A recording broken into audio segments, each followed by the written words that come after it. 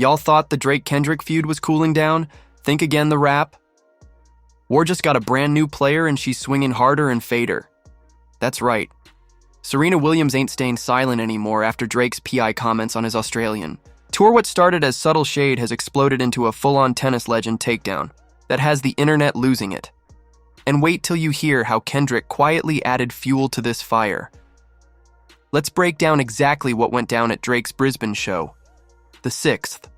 God was feeling himself as usual, standing center stage during his Anita Max Win tour when he decided to get real personal, looking straight into the crowd. He thanked his quote-unquote real ones, specifically shouting out his collaborators and producers that didn't turn on him. I really do want to say thank you again for what you've done for my life, for my family, for my friends, for all my collaborators, all the producers, all the other artists that I work with. You know, the ones that didn't turn, the ones that still real, you know. Anyone with an internet connection knows exactly who Drake was talking about. This was a calculated attack aimed directly at those who decided to side with Kendrick Lamar during their rap battle, and one name stood right at the top of that list. Serena Williams. See, when Serena showed up at the 2025 Super Bowl halftime show and did that infamous sea walk during Kendrick's performance, she made her position crystal clear. But what makes this so explosive isn't just Drake's recent comments. It's the deep, complicated history between him and the tennis legend that stretches back over a whole decade.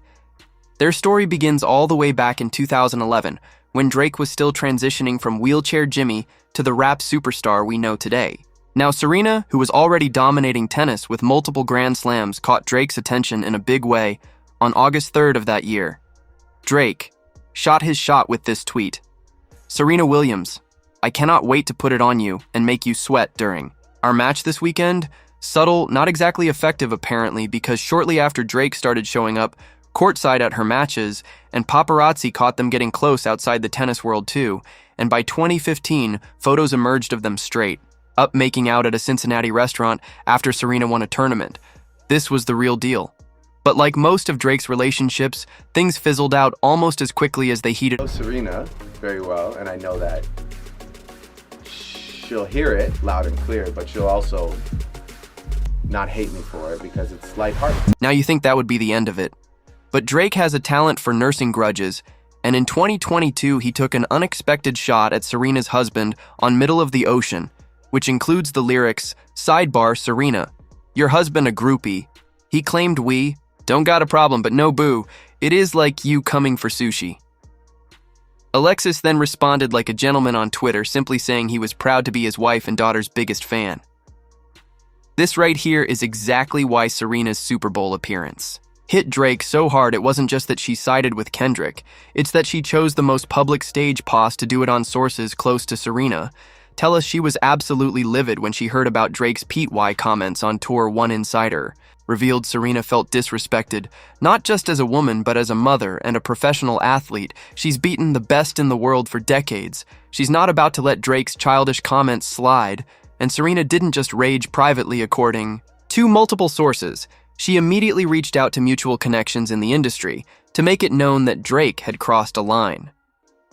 She's been in the spotlight longer than Drake has been. Music, she knows exactly how to handle this kind of situation. But to understand why this latest exchange cuts so deep, let's look back at the full scope of the Drake-Kendrick war that's been raging since early 2024. A few cryptic bars quickly escalated into one of the most intense rap feuds of the decade. Kendrick fired the first direct shot in March 2024, unlike that, dismissing the idea of the big three, Drake, J. Cole, and himself, and declaring that there was only one rap giant himself. Drake, usually one to play the long game, initially responded during a Florida concert, telling fans that no one on this earth could mess with him. But Kendrick's challenge was too direct to ignore, and by April, Drake dropped push-ups mocking Kendrick's height and his association with Top Dog Entertainment.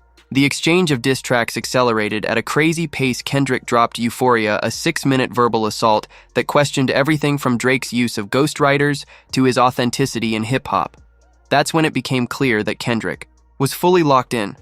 Then just 3 days later, Kendrick followed up with 616 in Lay, claiming Drake's own team was turning against him.